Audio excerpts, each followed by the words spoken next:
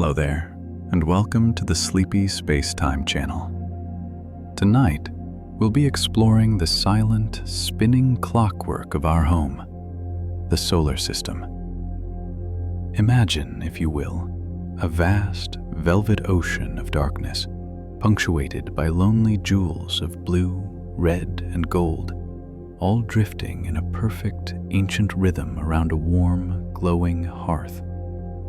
This system is not just a collection of rocks and gas.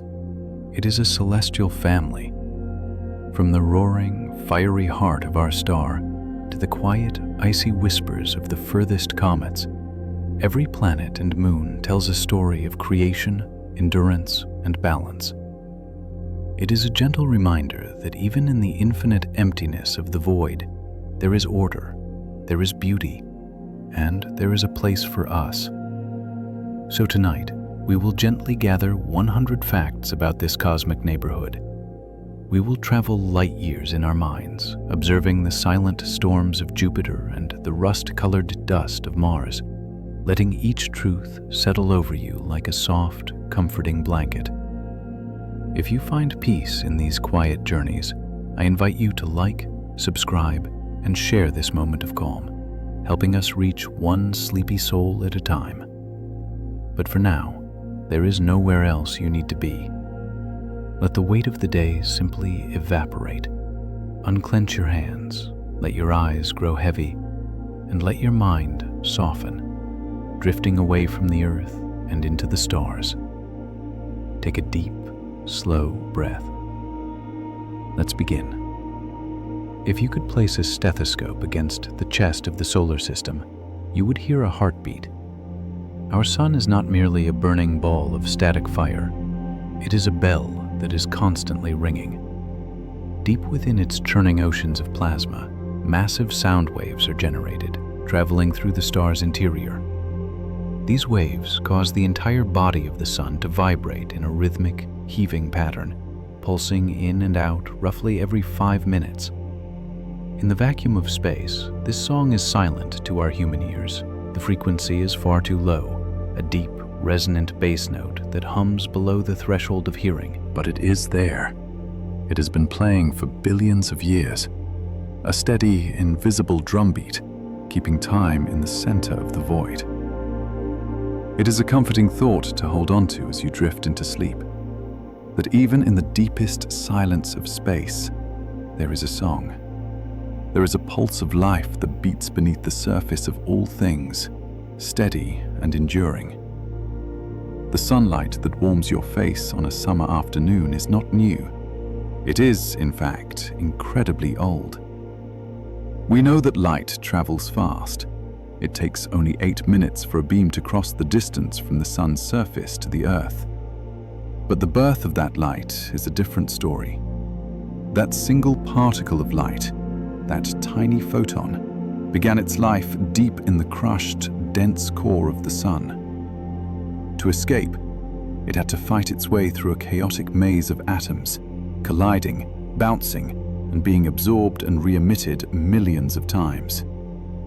This journey from the center to the surface can take over 100,000 years. So, when you feel the gentle touch of the sun on your skin, realize that you are feeling energy that was created before the dawn of human history.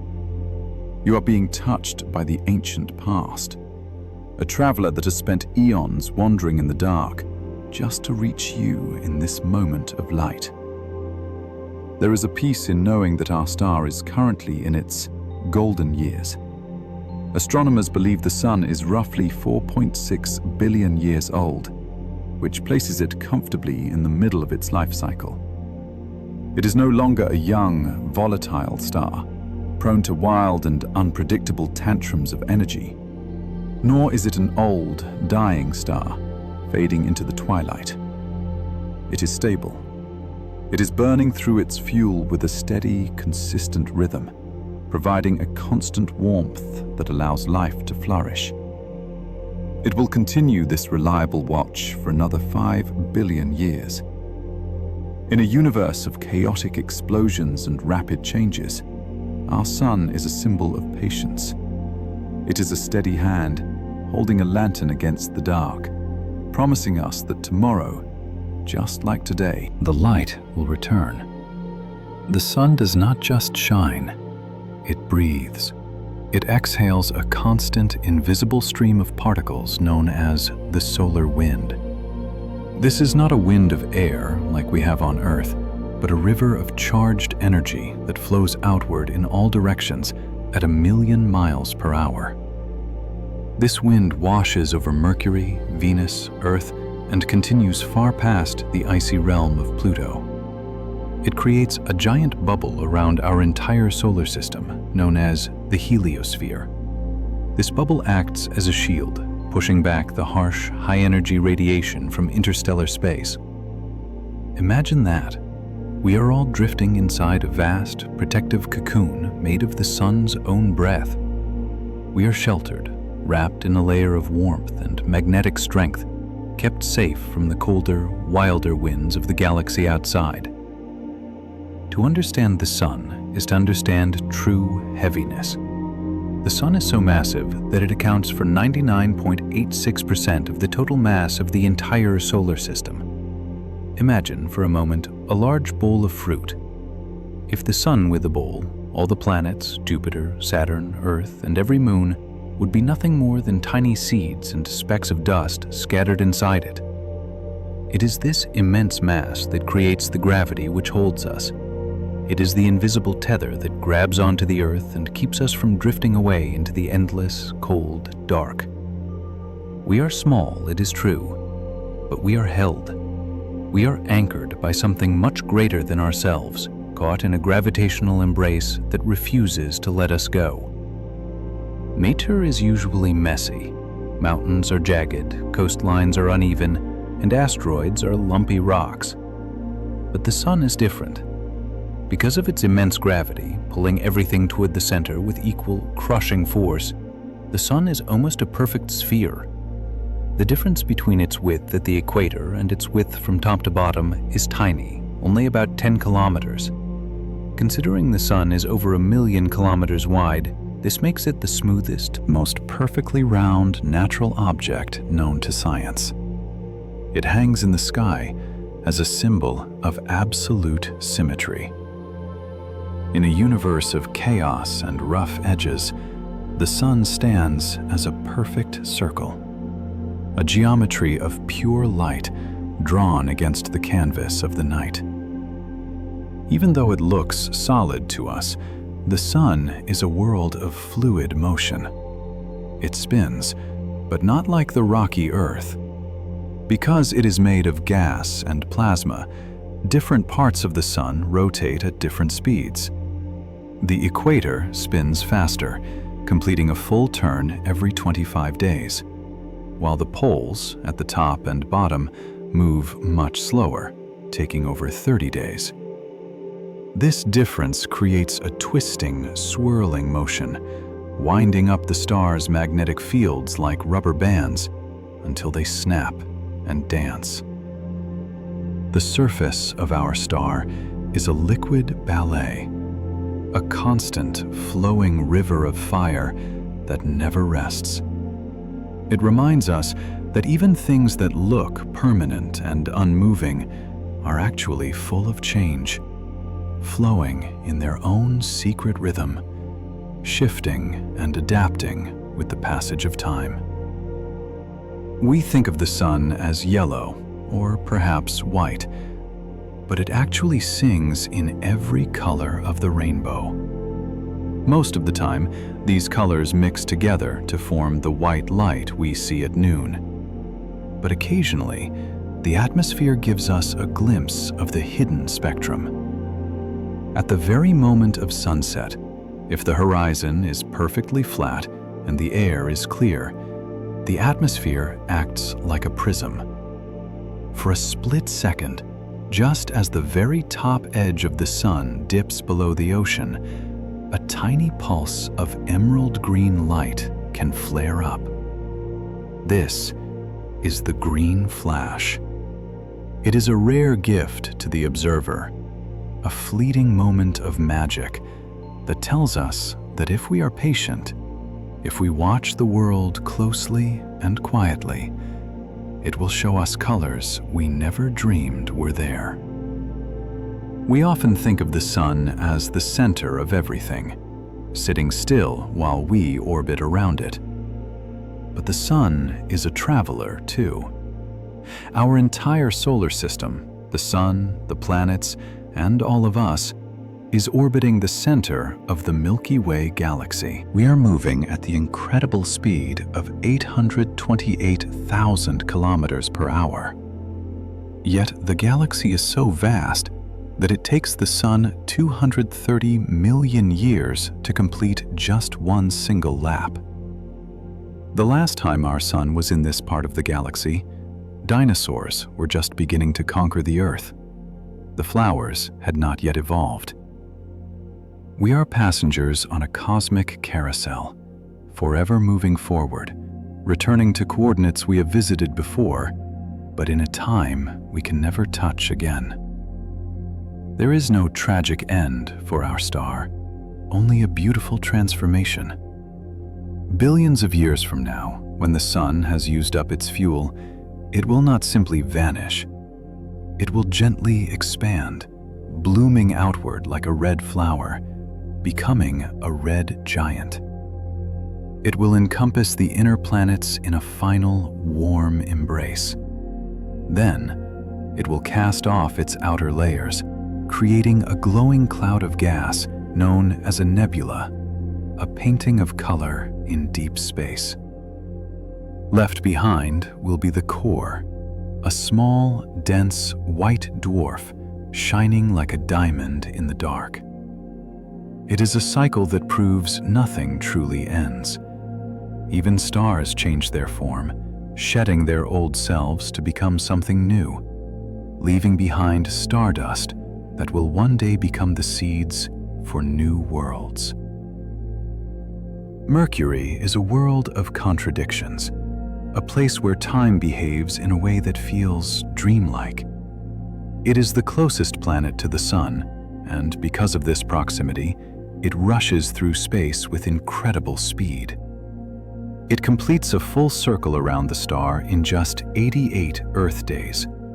It is a nervous messenger, dashing frantically along its path. And yet, while it runs fast, it spins incredibly slowly. It turns on its axis with such a heavy, lethargic grace that it takes 59 Earth days to spin just once. It is a poetic balance. The body moves with the speed of a sprinter, but the spirit of the planet turns with the patience of a monk. It teaches us that you can be moving quickly through life while still keeping a slow, quiet stillness inside. Because Mercury has virtually no atmosphere to wrap it in a blanket of air, it cannot hold on to heat, nor can it share it. This creates a world of stark duality. On the side facing the sun, the ground is baked by a relentless, searing glare, hot enough to melt lead.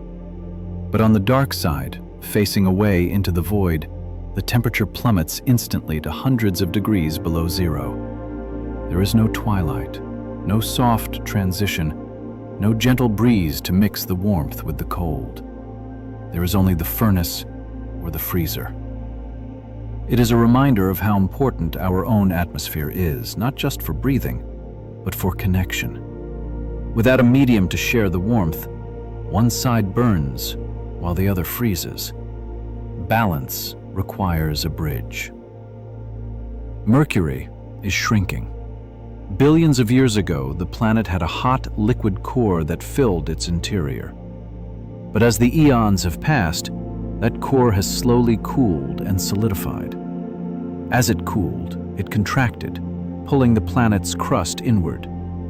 This process has caused the surface of Mercury to buckle and fold, creating miles-high cliffs known as lobate scarps. These are the wrinkles of the planet, grand scars that stretch across its dusty plains. It is the same process that happens to a drying fruit or the skin of an elder. It is not a sign of damage, but a sign of history. These cliffs are the physical evidence that the planet has spent a long time cooling down, settling into itself, wearing its age with a rugged dignity. You would think that on the closest planet to the Sun, ice would be an impossibility. And yet, hidden deep within the craters at Mercury's north and south poles, radar has detected vast deposits of water ice. These craters are deep, bowl-shaped depressions where the walls are so high that the sunlight never touches the bottom. They are regions of eternal shadow. While the rest of the planet scorches, these shadows remain in a permanent, frozen stillness, preserving ice that has been there for millions of years. It feels like a secret, a whisper that tells us that even in the most hostile environments, there are sanctuaries. There are always hidden places where the fragile things can survive, safe in the dark. Long ago, when the solar system was young and chaotic, Mercury received a massive blow.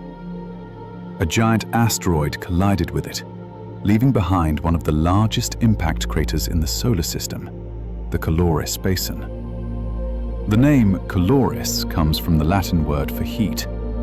It is a vast, circular depression, surrounded by rings of mountains raised by the shockwave. But today, it is silent. The violence of that moment is gone, replaced by a quiet, dusty stillness. The shock waves that once rippled through the planet's crust have frozen into stone. It stands as a monument to endurance.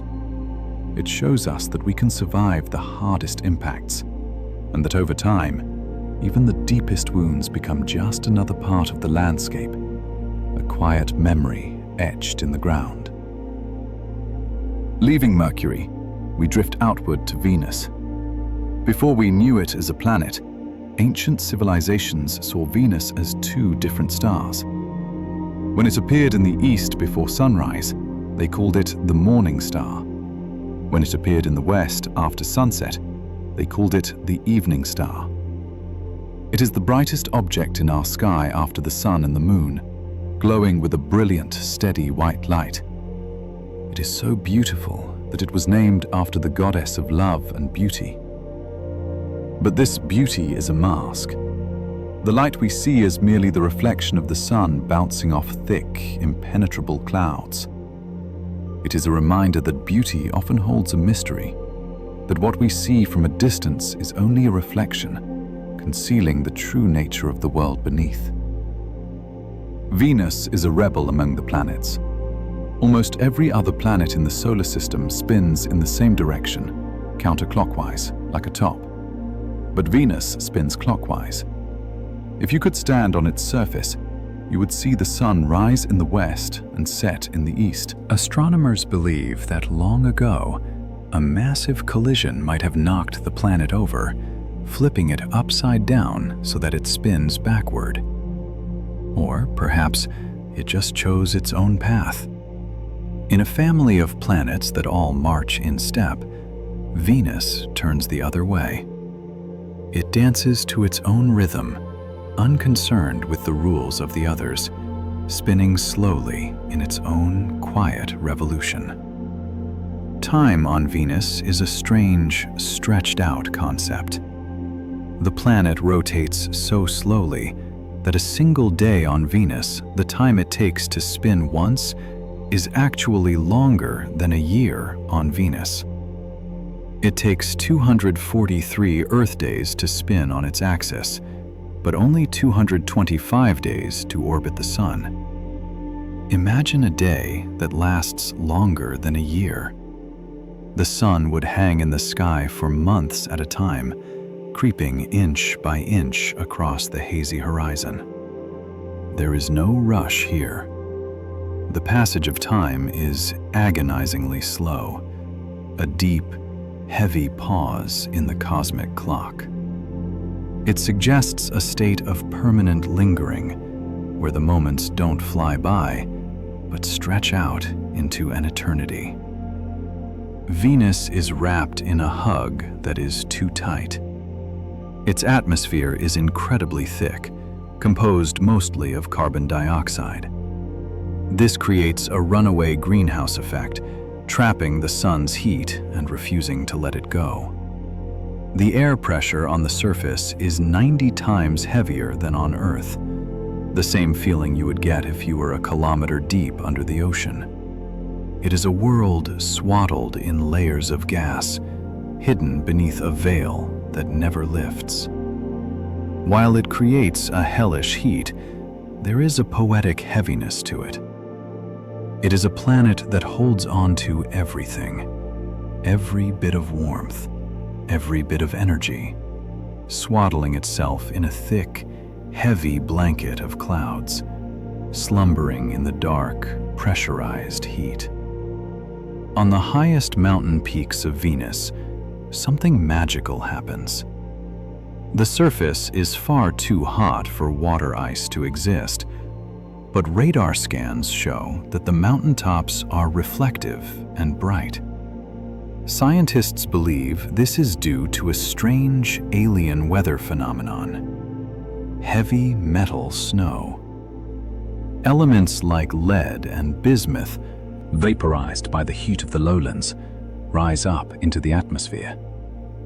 When they hit the slightly cooler tops of the mountains, they condense and fall as snow, coating the peaks in a layer of metallic frost.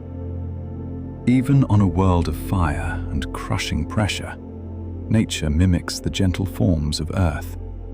It creates snow, not of water, but of metal, capping the mountains in silver and gray, a hard, glittering beauty in the midst of the heat.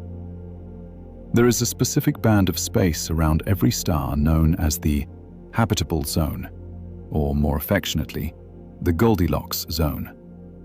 If Earth were just a little closer to the sun, our oceans would boil away into steam. If we were just a little further out, they would freeze into solid ice. We walk a very narrow, invisible path, a tightrope of perfect temperature. It is a fragile existence, suspended in the vastness. We are not too hot and not too cold. We are just right. This precise placement is the first lullaby of our existence. It tells us that we are cradled, held in the exact spot where life is allowed to breathe, safe in the center of the extreme. From the vantage point of deep space, our planet does not look like rock or soil. It looks like a drop of water. Over 70% of our surface is covered in ocean. This vast blue expanse softens the jagged edges of the continents, wrapping the planet in a liquid skin. It reflects the sunlight, making Earth shine like a polished sapphire against the black velvet of the void. Water is the blood of the planet, circulating warmth, dissolving minerals, and carrying life to every corner.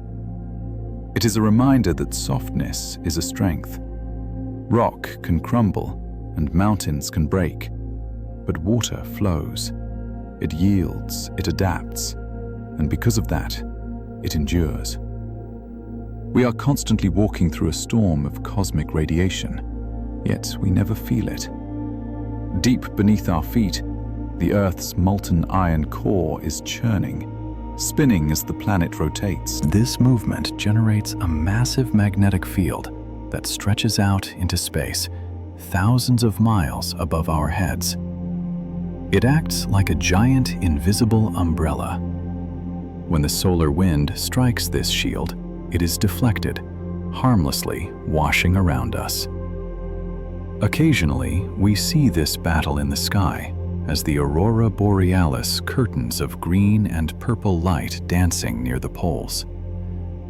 It is a comforting thought to know that we are protected by forces we cannot see. A silent guardian is always there, deflecting the storm so that we can sleep in peace. Space is mostly a vacuum, devoid of air and scent. But Earth has a perfume. There is a distinct smell that rises from dry soil when the first drops of rain fall upon it. Scientists call this petrichor.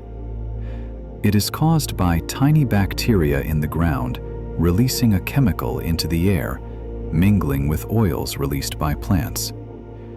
It is a scent that signals relief, the breaking of a drought, the cooling of a hot day, the nourishment of the roots.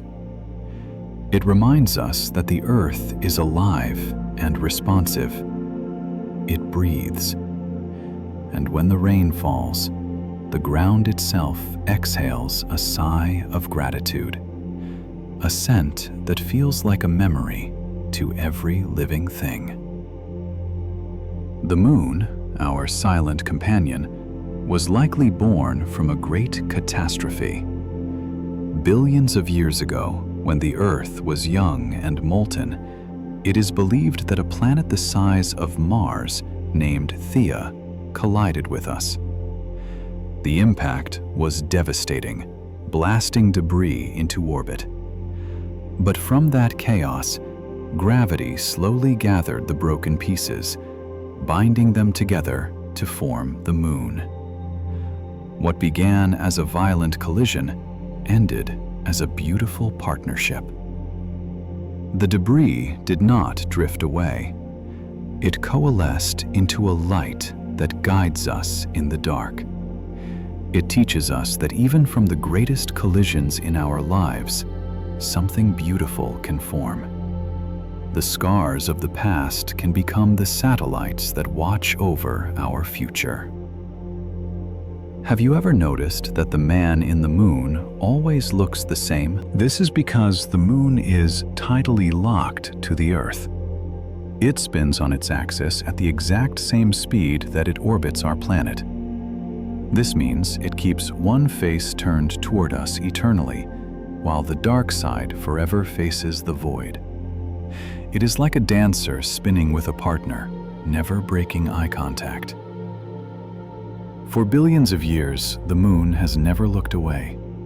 It is a symbol of absolute devotion, a gaze that never wavers, a face that is always there, watching the earth turn through its seasons, a constant witness to our history. Even the water on Earth obeys the moon. As the moon swings around our planet, its gravity tugs gently on the oceans, creating a bulge of water that follows it. This is the tide. It is a rhythmic rising and falling, a slow inhalation and exhalation of the sea. Twice a day, the waters rush in to kiss the shore, and twice a day, they retreat. This cycle has continued for eons, washing the coastlines, cleaning the estuaries, and keeping the oceans moving. It is the heartbeat of the world, a reminder that we are all connected, that a rock floating 240,000 miles away has the power to move the oceans at our feet. The moon is slowly leaving us.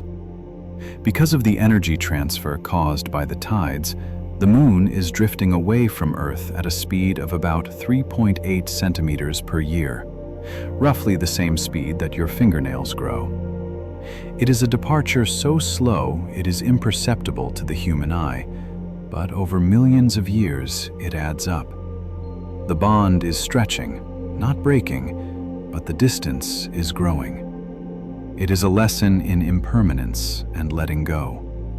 Even the things that seem most attached to us, the things that define our night sky, are on their own journey. We hold them for a while, and then, very slowly, we let them drift into their own future. Just as the moon moves away, the Earth is slowing down. The friction of the tides dragging against the ocean floor acts like a brake on the planet's rotation. When the dinosaurs walked the Earth, a day was only about 23 hours long. Today, it is 24. We are gaining time. Every century, the day gets a tiny fraction of a second longer. The planet is relaxing, spinning with a little less haste, stretching out the hours of sunlight and starlight.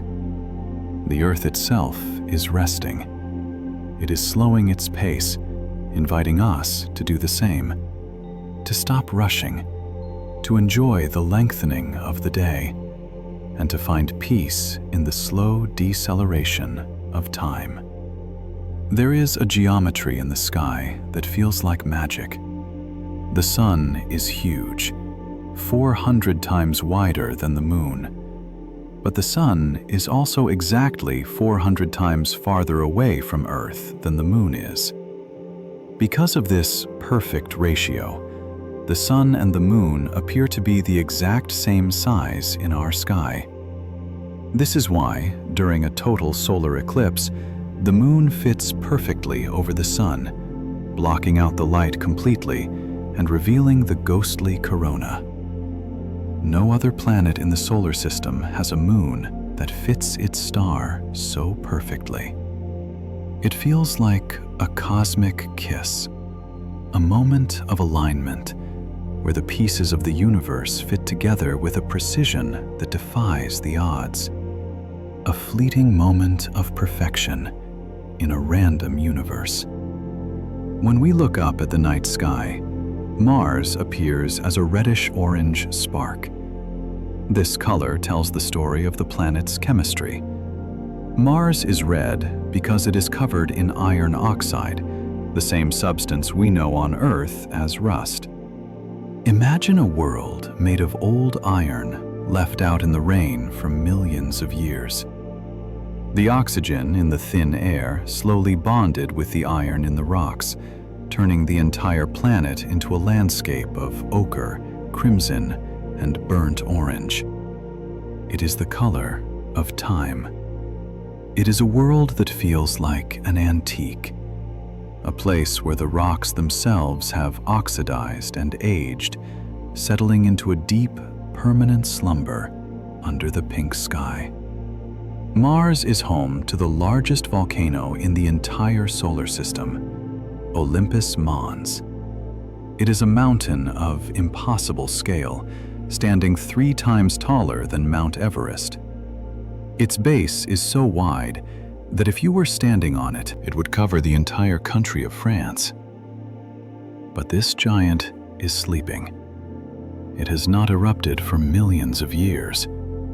It sits there in the silence, its peak reaching so high that it actually pokes out above the Martian atmosphere, touching the black vacuum of space. It is a monument to a fiery past that has long since cooled.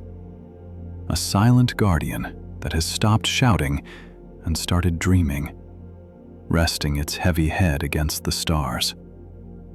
Stretching across the equator of Mars is a vast canyon system called Valles Marineris. If this canyon were on Earth, it would stretch from New York to Los Angeles. It is a crack in the planet's crust so deep that Mount Everest could sit inside it and not even peek over the rim. Scientists believe this canyon formed when the planet cooled and its crust thickened, causing it to crack open like the skin of a drying fruit. It looks like a scar, or perhaps a sigh. It is the physical evidence of the planet settling into itself, opening up to reveal the deep, layered history hidden beneath the surface. On Earth, our days end with a red sunset. But on Mars, the sky tells a different story. Because the Martian atmosphere is filled with fine, rusty dust, it scatters light differently than our air. During the day, the sky is a butterscotch pink. But as the sun dips below the horizon, the light shifts. If you were standing there, you would watch the sun, a little smaller than we see it here, sink behind the red hills. And just as it vanished, the sky around it would glow with a cool, serene shade of blue. It is the inverse of our world. A blue twilight on a red planet. A gentle, cool-toned signal that the day is done and the freezing night has arrived. Mars has 2 moons, Phobos and Deimos, named after the ancient gods of fear and panic. But they do not look frightening. They are small, lumpy, and uneven, looking more like asteroids or potatoes than round moons. Astronomers believe they were likely drifting wanderers, asteroids from the belt that wandered too close and were captured by Mars's gravity. They are adopted children, two lonely rocks that found a parent in the red planet, caught in a gravitational embrace. They remind us that family isn't always born. Sometimes it is found. Even in the emptiness of space, wandering souls can find a center to orbit around. Mars is a dry, desert world today, but it remembers water. All across the surface, we see the unmistakable patterns of dried-up riverbeds, branching deltas, and smooth pebbles that could only have been shaped by flowing currents. Billions of years ago, Mars likely had vast oceans and rushing streams. Now, only the shape remains. The water is gone, lost to space or frozen underground. The planet is a ghost of its former self, haunted by the memory of the sea. It teaches us that nothing stays the same forever. Oceans can become deserts, and roaring rivers can become silent valleys, leaving behind only their footprints in the sand. Mars is a smaller world than Earth, with only about 38% of our gravity. If you were to walk on its surface, you would feel incredibly light. A person weighing 100 kilograms on Earth would weigh only 38 kilograms on Mars. Every step would be a bounce. Every movement would be effortless. The heavy burdens we carry here, the physical weight of our bodies, would simply lift away. It is a pleasant dream to imagine walking across those red dunes, feeling lighter than air, shedding the heaviness of the world with every step, floating rather than falling. Sometimes the wind on Mars picks up the dust. These are not just local breezes. They can grow into global dust storms that wrap the entire planet in a cloud. When this happens, the surface features disappear. The volcanoes, the canyons, and the craters are all hidden beneath a uniform, hazy veil. From the outside, the planet looks like a smooth, featureless marble. It is as if the planet is pulling a blanket over its head. It hides itself from the prying eyes of the universe, retreating into a private cocoon of dust, taking a moment of solitude before revealing its face once again. The air on Mars is incredibly thin, less than 1% of the density of Earth's atmosphere. It is mostly carbon dioxide. If you were to stand there, you would not hear the roaring wind we hear on Earth. Sound needs air to travel, and with so little air, sounds on Mars are muffled, soft, and distant. A scream would sound like a whisper. A crash would sound like a dull thud. It is a library of silence, a place where the noise is turned down, where the acoustics of the world are dampened, creating a permanent, hushed atmosphere suitable for deep thought and rest. Just like Earth, Mars wears white caps at its poles. But these ice caps are not just water.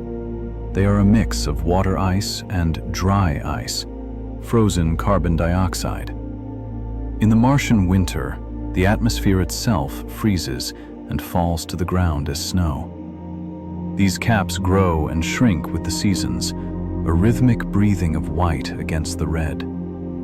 It shows us that even on a rusty desert world, there is a cycle. There is a winter and a summer. There is a time to freeze and a time to thaw. The rhythm of the seasons is a universal language, spoken even on the silent, red plains of our neighbor. Movies often show the asteroid belt as a crowded, dangerous field of tumbling rocks, where spaceships must dodge and weave to survive. But the reality is much more peaceful. The asteroid belt is terrifyingly empty. The distance between any two asteroids is often millions of kilometers. If you were standing on one asteroid, you likely wouldn't even be able to see the next one with your naked eye. It would just be another faint star in the blackness. It is an ocean of distance, a place where loneliness is the rule. It reminds us that even in a crowd of millions, each soul has its own vast space, drifting in its own private orbit, separated by the quiet comfort of the void. The asteroid belt is not the remains of a destroyed planet, but the ingredients of a planet that was never born. Billions of years ago, dust and rock tried to come together to form a world between Mars and Jupiter. But the massive gravity of Jupiter, the king of planets, kept pulling them apart, preventing them from coalescing. So they remain as they are, loose stones, unfinished and unformed.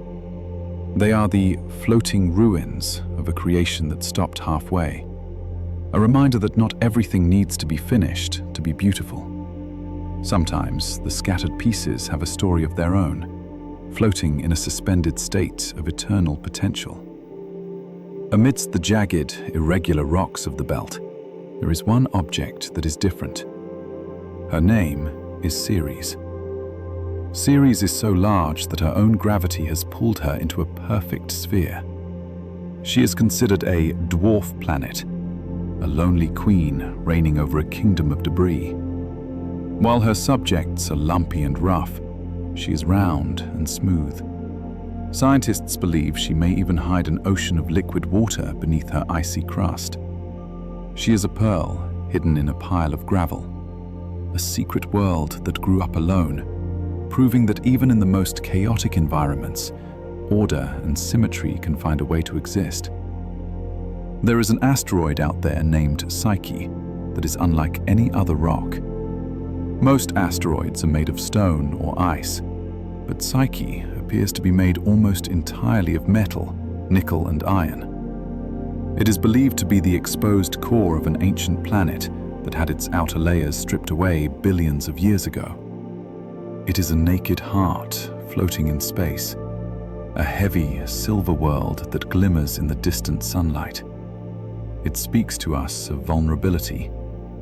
To see Psyche is to see the very center of a world, stripped of all its defenses, yet still enduring, still orbiting, shining with a hard, unbreakable strength. The asteroid belt is a factory of dust. Over eons, these rocks gently bump into each other, not in violent crashes, but in slow, silent, grazing motions. These interactions grind the rock down, creating a fine powder that spreads out through the solar system. This cosmic dust slowly spirals inward toward the sun. It creates a faint, ghostly glow in the night sky called the zodiacal light, visible just before dawn. It is a beautiful transformation. The heavy, jagged rocks are slowly turning into light, grinding themselves down into something soft and ethereal that paints the morning sky. The asteroid belt sits on a very special border known as the frost line. Closer to the sun, it is too warm for ice to remain solid. Water turns to gas. But once you cross the asteroid belt, space becomes cold enough for ice to endure forever. The belt is the shoreline of the deep cold. It is the boundary where the universe holds its breath and freezes. Crossing it is like stepping out of a warm house into a snowy night. The air changes. The feeling changes. It marks the transition from the rocky, warm inner worlds to the giant, frozen realms of gas and ice that lie ahead. Vesta is the second largest object in the belt, and it is uniquely bright. Its surface is covered in basaltic rock, similar to the lava flows on Earth. It reflects so much sunlight that it is the only asteroid visible from Earth with the naked eye, if you know exactly where to look in a dark sky. Vesta spins fast, turning its face to the sun every 5 hours. It is a lighthouse in the dark, a spinning mirror that catches the distant rays of the sun and flashes a tiny, silent signal to the universe. I am here. I am still here. Not all asteroids stay in the belt. Some are nomads. The Trojan asteroids are two large groups of rocks that do not orbit in the main belt. Instead, they share an orbit with Jupiter, marching in two disciplined groups, one far ahead of the giant planet and one far behind. They are locked in stable gravitational pockets called Lagrange points. They are the loyal guards of the king, trapped in a perfect balance between the gravity of the sun and the gravity of Jupiter. They show us that there are safe harbors in the storm, invisible pockets of stability where, if you can just find them, you can rest effortlessly, carried along by the forces around you. The sheer number of asteroids sounds impressive, millions upon millions of rocks. But if you were to gather every single asteroid in the entire belt, Ceres, Vesta, and all the millions of others, and crush them together into a ball, the total mass would be less than 4% of our moon. The belt is mostly empty space. It is a ghost of substance. It creates an illusion of heaviness, but in reality, it is light. It is a veil of dust and pebbles, a vast emptiness pretending to be a wall. It teaches us that many of the barriers we perceive are actually mostly just open space. These rocks are the oldest objects in the solar system. While Earth has melted, shifted, and covered its face with water and life, the asteroids have remained unchanged for 4.6 billion years. They are pristine time capsules holding the original recipe of the solar system. They are the silent sentinels of history. They do not change, they do not evolve, they simply remember. In their frozen silence, they hold the memory of the beginning, waiting patiently for us to read the story written in their dust. It is hard to comprehend the true scale of Jupiter. It is the grand container of our solar family.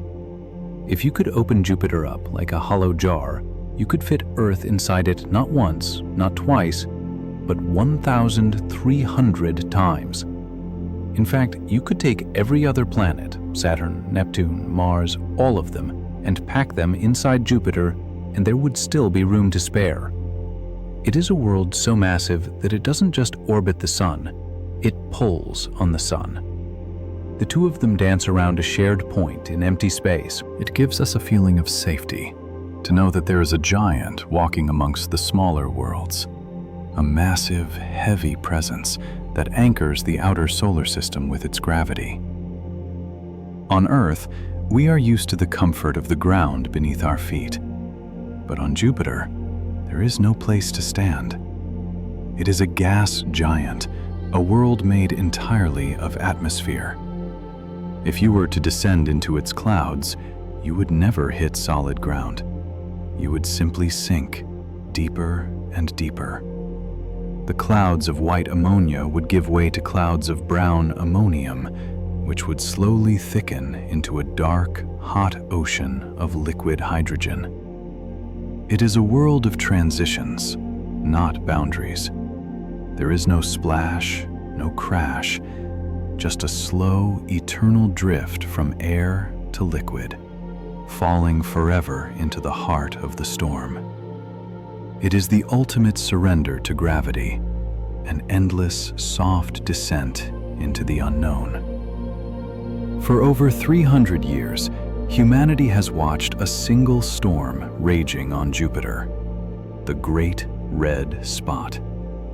It is a hurricane twice the size of Earth, a swirling vortex of crimson winds. But unlike the violent, short-lived storms on our planet, this one is patient. It turns slowly, taking 6 Earth days to complete just one rotation. it sits there like a heavy, unblinking eye, watching the universe. Over the centuries, it has been shrinking, growing smaller and calmer, like an old beast settling down for a nap.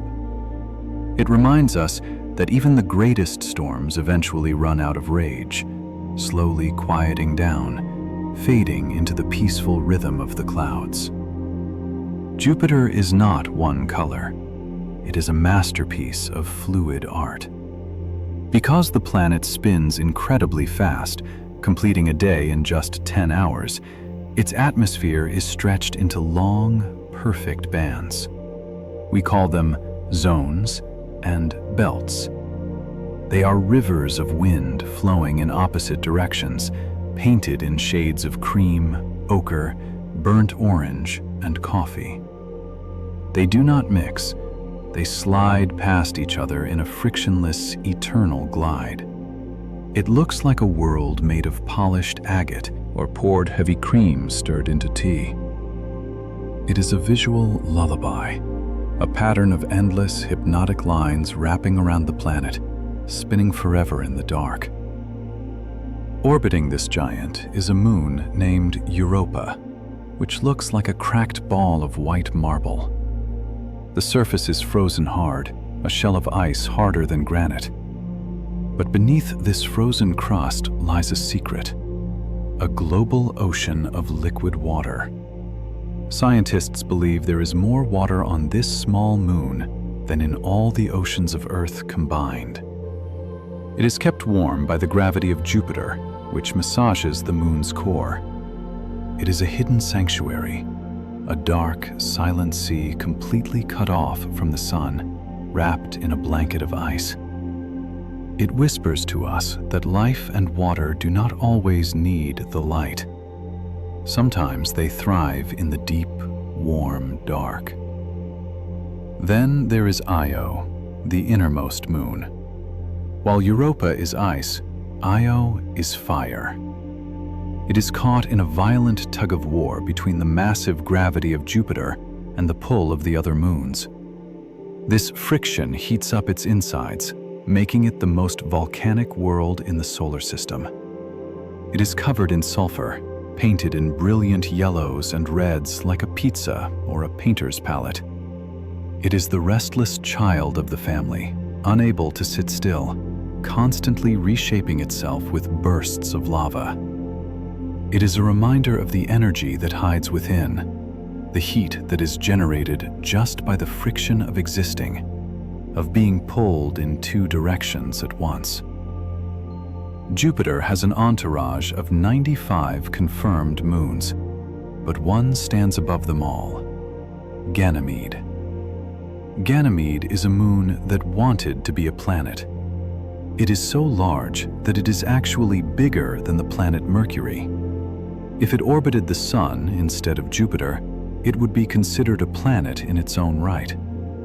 It even has its own magnetic field, a tiny invisible shield trying to mimic the giant it orbits. It tells a story of humility. Even though it is large enough to rule on its own, it chooses to remain in the shadow of the king, a loyal companion content to orbit in the background, a silent prince in the court of the giant. Deep inside Jupiter, the pressure is so intense that hydrogen, which we know as a light gas, is crushed into something magical. It becomes metallic hydrogen. In this state, hydrogen acts like a liquid metal. It conducts electricity. This creates a vast, churning ocean of electrical fluid deep inside the planet. It is this spinning metallic ocean that generates Jupiter's immense magnetic field, which hums loudly in the radio spectrum. It is a state of matter we can barely imagine, a gas forced to become a metal, proving that under pressure, things can transform into versions of themselves that are stronger, denser, and more powerful than they ever were before. We all know Saturn has rings, but few know that Jupiter wears a crown too. Jupiter's ring system is faint, made of dark, fine dust particles kicked up by meteoroids hitting its small moons. It is not flashy. It is not made of sparkling ice diamonds like Saturn's. It is a gossamer ring, thin, transparent, and humble. You can only see it if you stand behind Jupiter, with the sun hidden, letting the light backlight the dust. It is a hidden beauty, a reminder that you do not need to be loud or bright to be majestic. Sometimes, the most beautiful things are the ones that are barely there, visible only when the light is just right. Jupiter is more than just a giant. It is a guardian. Astronomers call it the vacuum cleaner of the solar system. Its massive gravity attracts comets and asteroids that might otherwise head toward the inner solar system. It pulls them in, swallowing them whole, or flinging them far out into deep space. Without Jupiter standing guard in the outer dark, Earth would have been struck by many more impacts in its history. It is the big brother of the worlds, a silent protector that takes the hits for us, clearing the path so that the small blue oasis of Earth can continue to spin in peace. Saturn is a giant, second only to Jupiter in size, but it is a giant made of mist and air. It is the least dense of all the planets. In fact, its density is less than that of water. If you could find a bathtub colossal enough to hold the entire solar system, and if you gently placed Saturn into it, it would not sink. It would float. It would bob on the surface like a hollow ball, lighter than the water beneath it. It challenges our understanding of size. It proves that you can be massive, spanning tens of thousands of miles, and yet remain incredibly light, a bubble of gas floating effortlessly in the cosmic sea. From Earth, Saturn's rings look like solid hoops of gold, but up close, they are a chaotic, glittering river. They are made almost entirely of water ice, billions of chunks of ice ranging from the size of a grain of sand to the size of a house. Imagine a blizzard that has been frozen in time, caught in a perfect circle.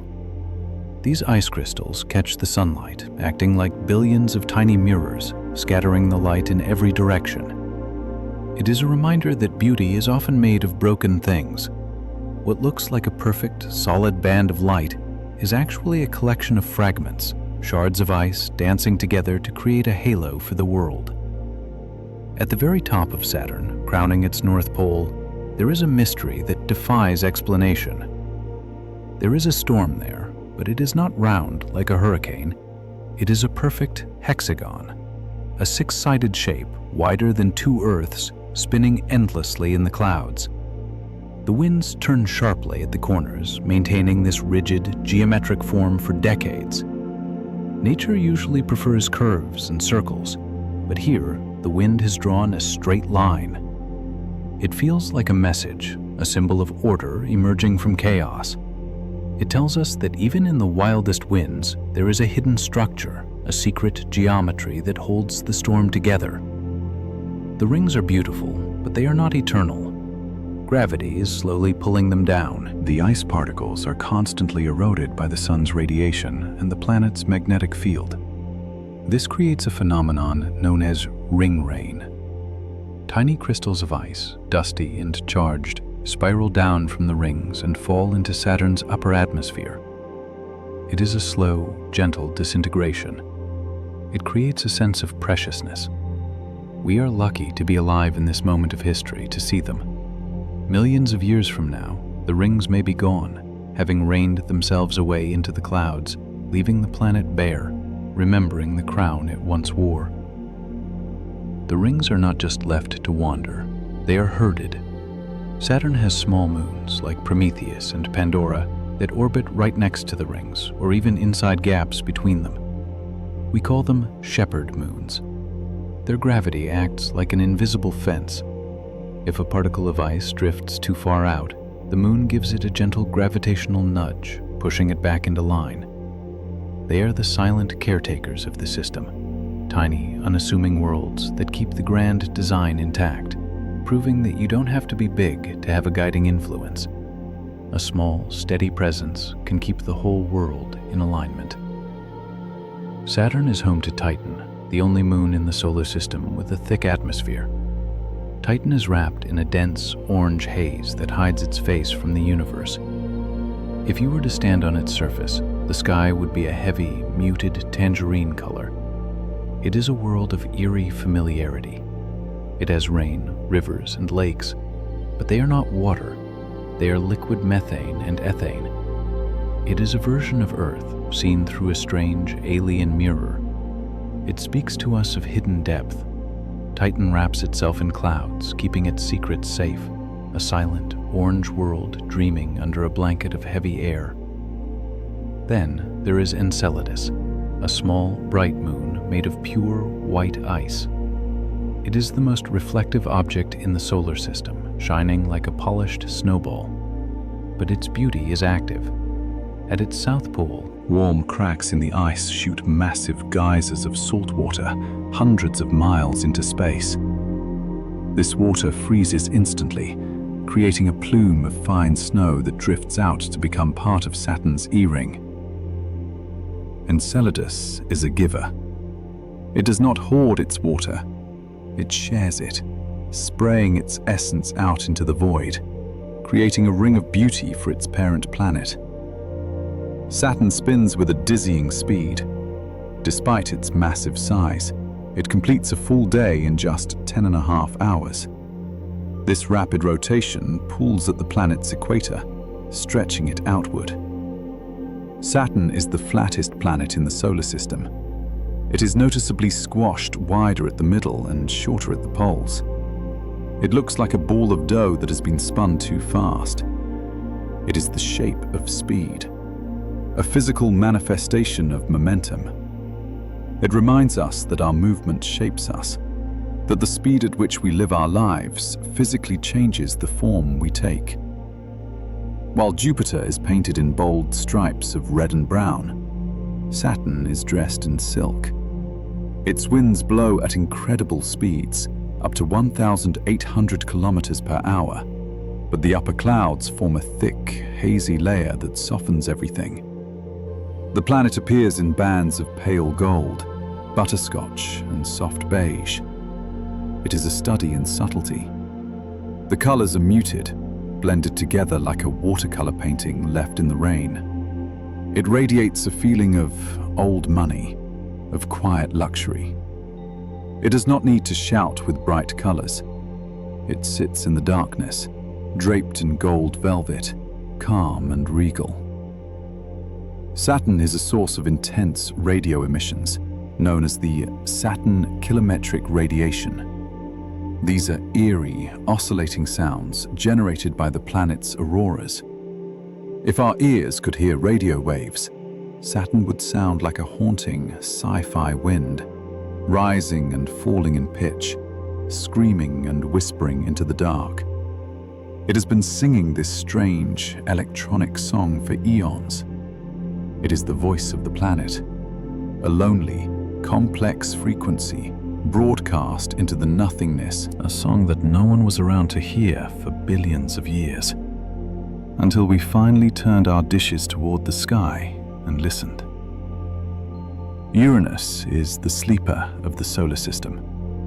While every other planet spins upright, like a spinning top dancing on a table, Uranus is different. It rotates on its side. Its axis is tilted over 90 degrees, meaning it effectively rolls around the sun like a ball. Scientists believe that long ago, a massive object pushed it over, and it simply stayed there. It creates a sense of deep relaxation, while the rest of the solar system stands at attention, marching in upright circles. Uranus lies down.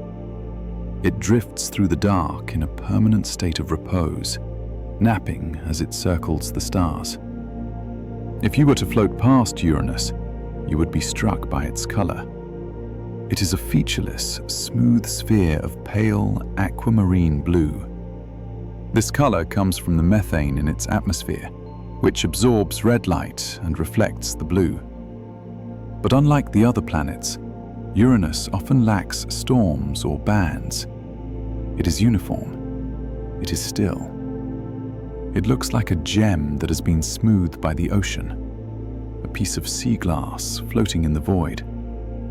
It is the color of calm, a soft pastel cyan that feels cool to the eyes, reminding us of the deepest, clearest waters of a frozen lagoon. The moons of other planets are named after Greek and Roman gods, but Uranus is a planet of the theater. Its moons are named after characters from the plays of William Shakespeare and the poems of Alexander Pope. You will find Ophelia, Desdemona, Oberon, and Titania circling the pale giant. It turns the space around the planet into a cosmic stage. A silent play is being enacted in the dark, where the characters of old literature dance forever in the gravity of the ice giant. It adds a touch of poetry to the science, a reminder that our stories travel with us, even to the coldest reaches of space. You might expect Neptune, being the furthest planet, to be the coldest. But surprisingly, Uranus holds that title. It has the coldest planetary atmosphere in the solar system, with temperatures dropping to minus 224 degrees Celsius. Unlike the other giants, Uranus hardly radiates any heat from its core. Its internal fire has gone out. It has settled into a deep, thermal equilibrium with the cold of space. It is a world that has accepted the chill. It does not fight the cold. It has become one with it, a frozen monument to absolute stillness. Neptune is the only planet that was found by math before it was found by sight. In the 1800s, astronomers noticed that Uranus was moving strangely, as if something invisible was tugging on it.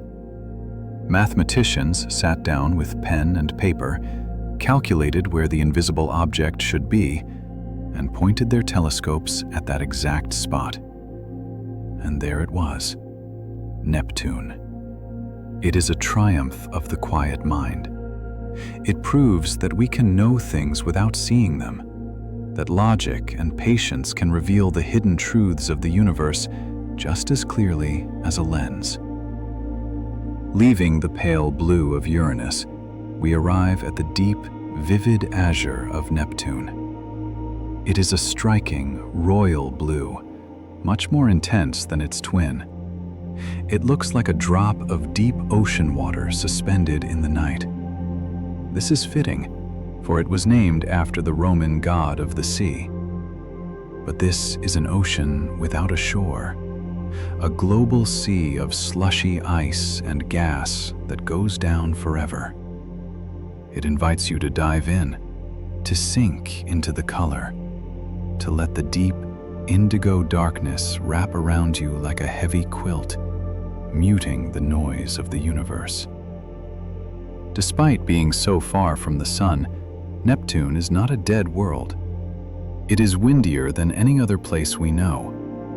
Winds on Neptune whip through the atmosphere at speeds of over 2,000 kilometers per hour. That is faster than the speed of sound. But because the atmosphere is so thick and cold, and there are no trees or buildings to block it, this wind flows smoothly. It is a supersonic current, a river of air that roars in silence. It creates a paradox, a world of extreme speed, yet from the outside, it looks perfectly peaceful. It reminds us that turmoil can exist on the inside, while the surface remains calm and blue. Neptune has a large moon named Triton that behaves very badly. It orbits in the opposite direction of the planet's rotation, a retrograde orbit. It is the only large moon in the solar system to do this. This suggests that Triton was not born there. It was likely a dwarf planet, a cousin of Pluto, that drifted too close and was captured by Neptune's gravity billions of years ago. It is a stranger in a strange land, a traveler who was caught in a dance it didn't choose, yet it continues to circle, moving against the grain, a lonely rebel in the court of the sea god. Deep inside the hearts of both Uranus and Neptune, something magical is happening. The pressure is so intense, millions of times stronger than on Earth, that carbon atoms are squeezed together until they crystallize. Scientists believe that it literally rains diamonds inside these planets. Imagine that, in the crushing dark, where no human will ever go, precious stones are falling like hail. They sink slowly through the thick mantle, settling around the core.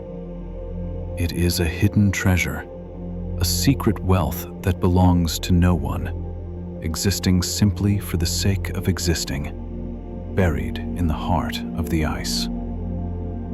Uranus and Neptune are the twin sentinels of the solar system. They stand at the gate. Beyond them lies the Kuiper Belt and the endless interstellar void. They are the last major outposts, the final giants before the great nothingness begins. They are similar in size, similar in cold, yet distinct in character. They stand back to back, watching the dark. They give us a feeling of closure. They mark the edge of the family home, the boundary where the familiar ends and the true mystery begins. When the spacecraft finally reached Pluto after a 9-year voyage, it sent back a picture that surprised the world. Etched onto the surface of this tiny, frozen world is a perfect white heart. This feature, known as Tombaugh Regio, is a vast glacier made of nitrogen ice. It is smooth and bright, standing out against the darker, cratered terrain around it. It feels like a message sent across the billions of miles, a sign that even at the coldest, loneliest edge of the solar system, there is a heart, a symbol of warmth and emotion, frozen forever on the face of a dwarf planet, beating slowly in the dark. Pluto is not alone. It has a companion named Charon. Charon is so large compared to Pluto that they do not orbit like a normal planet and moon. Instead, they orbit each other. They spin around a central point in empty space between them. Because they are tidally locked, they always face each other. If you lived on one side of Pluto, Charon would hang motionless in the sky forever, never rising, never setting. It is a cosmic waltz that has lasted for eons. Two souls holding hands, spinning face to face in the emptiness, locked in an eternal gaze that shuts out the rest of the universe. Time moves differently here. Because Pluto is so far away, nearly 6 billion kilometers from the Sun, it takes a very long time to complete a circle. 1 year on Pluto lasts for 248 Earth years. This means that since its discovery in 1930, Pluto has not even completed a single orbit. It is still in its first year of our knowing it. It reminds us of the patience of the cosmos. Seasons here last for human lifetimes. There is no rush to finish the circle. The journey itself is the point, stretching out across centuries of silence. If you were to stand on the ice of Pluto at high noon, you would not see the day as we know it. The sun is so far away that it looks just like an incredibly bright star. The light would be soft and silvery, about as bright as the twilight on Earth just after the sun has set. It is a world of perpetual dusk, a place where the harsh glare of the day never comes, leaving the landscape bathed in a gentle, dreamlike gray. It is the perfect lighting for sleep, a soft, dim illumination that quiets the mind and signals that it is time to rest. Pluto has a ghost of an atmosphere. When it moves closer to the Sun in its oval orbit, the nitrogen ice on its surface warms up and sublimates, turning into a thin gas that wraps the planet in a haze. But as it moves further away, the atmosphere freezes and falls back to the ground as snow. The planet literally holds its breath for decades, then slowly exhales. It is a slow, metabolic rhythm, a cycle of waking and sleeping that is synchronized with its distance from the warmth, a planetary hibernation that ensures it survives the long, cold trek through the outer dark. We tend to think of the outer solar system as black and white, but Pluto holds a colorful secret. When looked back at Pluto, silhouetting it against the Sun, it saw a ring of blue. The haze in Pluto's thin atmosphere scatters sunlight exactly like the sky on Earth. If you looked up from the surface, you would see a faint, familiar blue sky above the icy mountains. It is a touch of home in the most unlikely place. A reminder that the same physics that paints our summer days is at work at the edge of the void, painting a thin halo of azure around a frozen world. Pluto is not a lonely outcast. It is the gatekeeper to the Kuiper Belt. This is a vast ring of debris, similar to the asteroid belt, that's 20 times wider and filled with ice instead of rock. It is the attic of the solar system. It holds the ancient leftovers from the formation of the planets, trillions of frozen remnants that have been stored away in the cold storage of deep space. It feels like a place of memory, a library of ice where the history of our origins is kept safe, preserved in the deep freeze, untouched by the heat and chaos of the inner worlds. Deep in the Kuiper Belt, there is an object named Arakoth. It is a contact binary, which means it looks like two balls of red ice that have gently stuck together. It looks exactly like a snowman. Scientists believe these two separate worlds orbited each other slowly, spiraling closer and closer until they touched. But they didn't crash. They kissed. They merged at the speed of a gentle walk. It is a story of union. Two lonely wanderers in the dark that found each other, and rather than destroying one another, they joined forces, fusing together to drift through eternity as one. Pluto is the most famous, but it has brothers and sisters hiding in the belt. There is Eris, the goddess of strife, almost the same size as Pluto. There is Haumea, an egg-shaped world that spins so fast it has been stretched out. There is Makemake, a reddish world of methane ice. These are the silent kings and queens of the outer realm. They orbit in the shadows, unnamed for most of human history. They remind us that the universe is full of worlds we have yet to meet, mysteries that are content to spin in the dark, waiting for us to be ready to see them. In 2006, astronomers decided that Pluto was no longer a major planet, but a dwarf planet. Many people felt sad for Pluto, as if it had been demoted. But the universe does not care about our labels. Pluto did not shrink. It did not lose its mountains or its heart. It kept spinning just as it always had. It teaches us a profound lesson. Your worth is not determined by what others call you. You can be small, you can be reclassified, you can be misunderstood, but you are still a world. You are still whole, complete, and beautiful, regardless of the name you are given. We call them comets, but astronomers affectionately call them dirty snowballs. They are chunks of rock, dust, and ice that have been frozen since the dawn of time.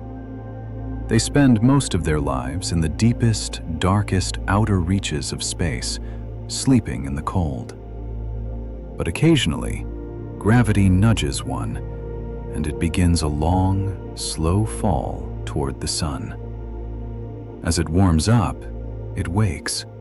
It releases gas and dust, growing a magnificent tail. It is a metaphor for potential. A dark, frozen rock can become the most beautiful object in the sky. It just needs a little warmth to reveal the glory hidden inside. When you see a comet, its tail is not trailing behind it like the wake of a boat. The tail is actually being blown. The invisible solar wind from the sun pushes the gas and dust outward. This means a comet's tail always points away from the sun, regardless of which way the comet is moving. Even when it is leaving the solar system, traveling away from us, its tail flies in front of it. It is a surrender to the forces of nature. The comet does not choose where its tail flows. It simply lets the breath of the star guide it, painting a streak of white across the canvas of the dark. The most famous traveler is Halley's Comet. It visits Earth once every 76 years. This is almost exactly the length of a human life. It is the only naked-eye comet that can appear twice in a single human lifetime. It is a celestial clock for our mortality. You might see it as a child, holding your parent's hand, and then again as an elder, perhaps holding the hand of a grandchild. It binds the generations together, a silent ribbon of light that stitches the past to the future, reminding us that while our time is short, the cycle continues. Far beyond Pluto, far beyond the Kuiper Belt, there is a theoretical shell called the Oort Cloud. We have never seen it, but the math says it must be there. It is a vast spherical cloud containing trillions of sleeping comets, wrapping around our entire solar system like a thick shell. It extends nearly a light year away, almost halfway to the next star.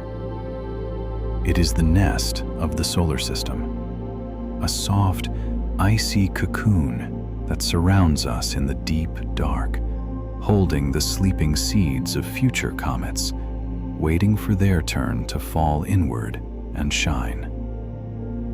We tend to think space is just empty, but the sun creates a physical space for us. The solar wind blows a giant bubble into the interstellar medium called the heliosphere. Inside this bubble, we are protected from the harsh cosmic rays of the galaxy. Outside, the radiation is fierce and wild. We are living inside a sanctuary. The sun has carved out a cave of safety in the middle of the galactic ocean. It holds back the tide of the universe, creating a calm, quiet harbor where life can grow undisturbed. In 1977, humanity launched two small ships, Voyager 1 and Voyager 2. They visited Jupiter, Saturn, Uranus, and Neptune. And then, they just kept going. They are now the furthest human-made objects in existence, billions of miles away. Their cameras have been turned off to save power. They drift in silence, moving at 38,000 miles per hour, yet appearing motionless against the stars. They are our silent ambassadors, little metal specks carrying the memory of Earth into the forever, drifting further and further away from the hands that built them. Bolted to the side of each Voyager probe is a gold-plated copper record. It contains sounds of Earth, the wind, the rain, a mother kissing her child, music by Mozart and Chuck Berry, and greetings in 55 languages. It is a message in a bottle, thrown into the biggest ocean of all. It wasn't really made for aliens. It was made for us. It is a declaration of hope, a way of saying, we were here, we made music, we loved, and we wanted to share that with the dark.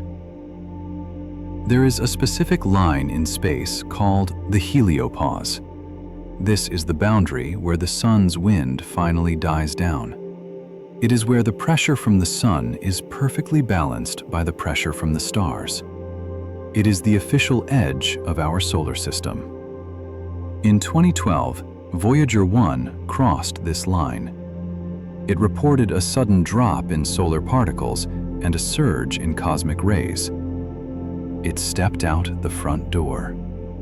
It left the house of the sun and entered the street of the galaxy.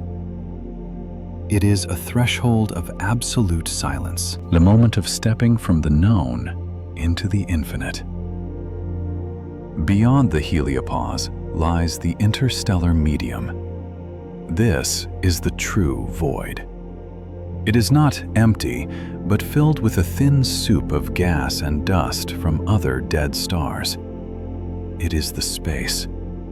It is terrifyingly vast. To reach the nearest star, Proxima Centauri, our fastest ships would need to travel for over 70,000 years. It teaches us humility. The distances are so great that they cannot be conquered, only contemplated. It is a reminder that we are an island, a tiny archipelago of warmth in a vast, dark sea. And finally, fact 100. While our Earth orbits the Sun, our Sun orbits the center of the Milky Way galaxy. It takes 230 million years to complete one circle. We call this a galactic year. The last time we were in this spot, the first dinosaurs were appearing. The next time we return here, humanity will likely be unrecognizable, or perhaps gone. The wheel turns slowly. The universe does not rush, and neither should you. You are part of this massive, slow, beautiful clockwork. You are made of the same stardust, moving to the same rhythm. So for now, let go.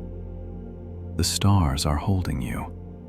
The gravity is cradling you. The journey is long, but tonight, you can rest. And so, our long journey among the stars comes to a gentle pause. We have traveled from the roaring hearth of the sun, past the blue tranquility of Earth, all the way to the silent, frozen edge of the void. We have seen the storms, the ice, and the fire, all dancing together in a perfect, ancient rhythm. Thank you for sharing this quiet time with me tonight. If you are still awake, I hope these stories have filled your mind with a sense of wonder and peace. But if you have already drifted away, if my voice has become nothing more than a soft murmur in the background of your dreams, then that is exactly where you are meant to be. That is wonderful too. For now, I leave you with one final image.